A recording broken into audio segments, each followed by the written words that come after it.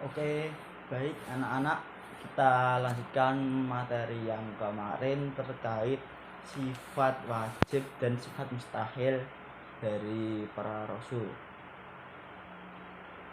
Di sini kelas 3A, kelas Sunanil juga, apakah sudah tahu apa saja sih sifat wajib nabi itu? Apa saja sih sifat mustahil bagi nabi itu? Dan tahu? Coba angkat tangan yang tahu. Yang pertama apa? Sidik. Sidik artinya apa? Artinya benar. Yang kedua ada amanah. Artinya dapat dipercaya. Ketiga itu apa? Tabligh. Tabligh artinya menyampaikan. Keempat apa? Pintarnya fatonah cerdas. Jadi dari 4 sifat wajib nabi yang kalian sampaikan tadi itu adalah sifat yang melekat di dalam diri seorang nabi. Yang pertama yaitu sidik. Sidik artinya apa sih? Benar. Dalam artian seorang nabi kan diperintahkan untuk Allah kan menuntun umatnya ke jalan yang benar. Jadi seorang nabi itu ketika menuntun umatnya itu otomatis menuntun ke jalan yang benar. Gak mungkin seorang nabi itu akan menuntun kita ke jalan yang salah atau masuk ke jurang neraka.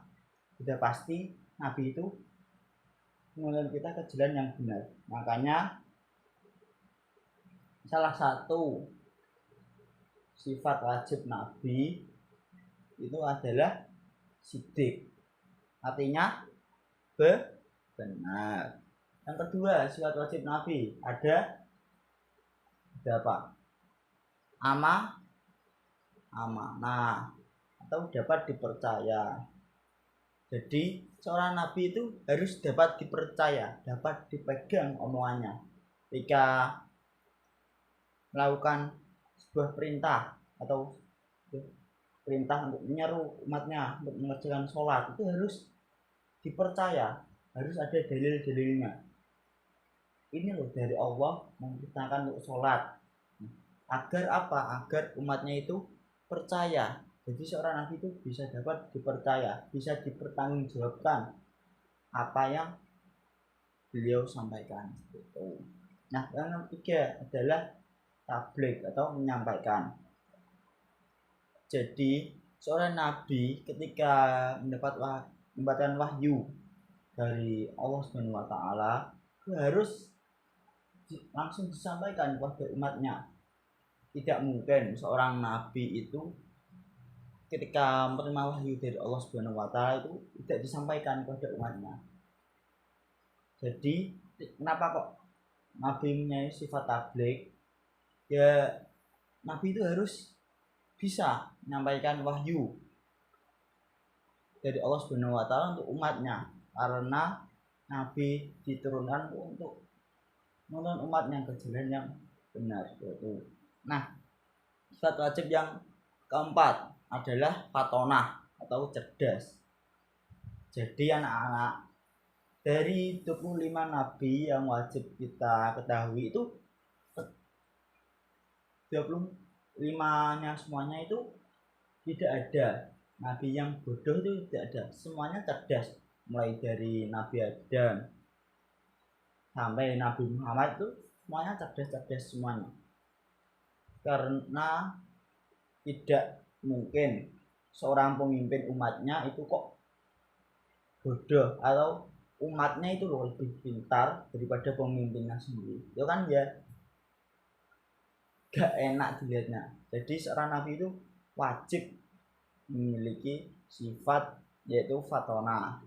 Nah, dari keempat wajib yang sudah saya sampaikan tadi, ada juga sifat mustahil. Sifat mustahil itu apa sih?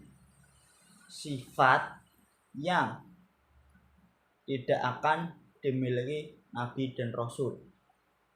istilah sifat mustahil ini adalah kebalikannya dari sifat wajib rasul. Seperti itu.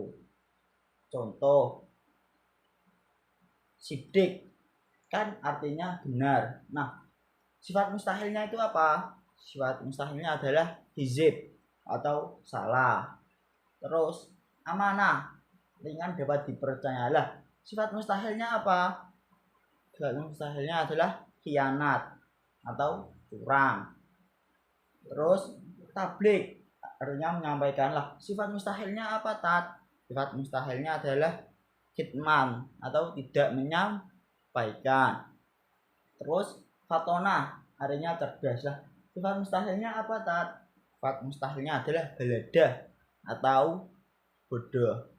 Jadi anak-anak, selain kita harus mempelajari sifat-sifat wajib rasul, kita harus mempelajari sifat-sifat mustahil bagi rasul. Yang pertama ada hizib atau salah. Jadi seorang nabi dan rasul itu tidak akan salah ketika menuntun umatnya. Jadi ketika nabi dan rasul mau menuntun umatnya, otomatis umatnya akan dituntun ke jalan yang benar. Nggak mungkin nabi dan rasul akan menuntun umatnya ke jalan yang salah, itu nggak mungkin.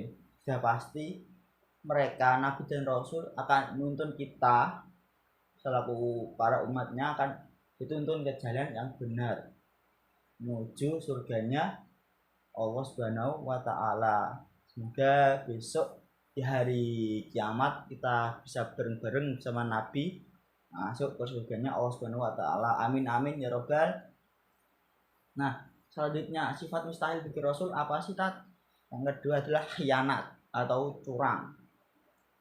Jadi nabi dan rasul tidak mungkin memiliki sifat khianat atau curang. Contoh, jika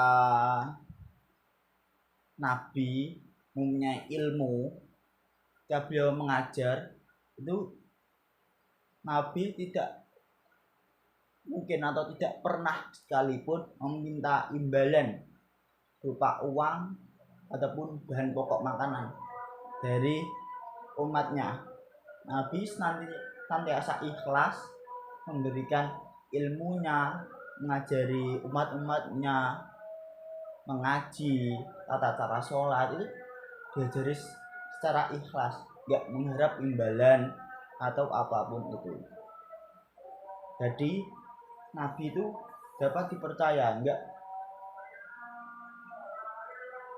gimana ya, enggak minta embel-embel harus bayar ini, harus minum, itu enggak mungkin. Karena nabi itu memiliki sifat amanah, dapat dipercaya. Nah, sifat mustahil dari nabi dan rasul yang ketiga adalah hitman atau tidak menyampaikan. Jadi anak-anak, ketika nabi menerima wahyu dari Allah Subhanahu wa taala, mereka akan langsung menyampaikan wahyu itu pada umatnya. Karena sejatinya wahyu itu diberikan itu untuk umatnya, bukan untuk dirinya sendiri. Beda cerita kalau Allah Subhanahu wa taala mengirimkan pesan bahwa wahyu itu untuk dirinya sendiri, itu beda lagi ceritanya. Itu bisa dosa jika kita mau menyampaikan kepada umat kita seperti itu. Nah, sifat mustahil bagi nabi dan rasul yang nomor 4 adalah balada atau bodoh. Jadi anak-anak, nabi dan rasul itu gak ada yang bodoh. Jadi nabi dan rasul itu yang diangkat oleh Allah Subhanahu wa taala itu semuanya cerdas-cerdas, pintar-pintar. Karena wong nabi ae itu pemimpin umatnya. Mosok pemimpin ku apa dipinteri mbek umate. Pemimpin iki bodoh, lebih pintar umatnya daripada pemimpinnya. Kan ya nggak mungkin toh, itu pasti mustahil. Seorang pemimpin itu harus lebih pintar dari umatnya, seperti itu. Oke, dari sini masih ada yang ditanyakan dari anak-anak? Cukup ya. Oke, kalau gitu marilah kita tutup pelajaran kali ini dengan baca doa kafaratul majelis. Bismillahirrahmanirrahim. Subhanakallahumma wa bihamdika asyhadu an la ilaha illa anta astaghfiruka wa atubu ilaik. Subhana rabbika rabbil izzati amma yasifun wa salamun alal mursalin walhamdulillahi rabbil alamin. Wassalamualaikum warahmatullahi wabarakatuh.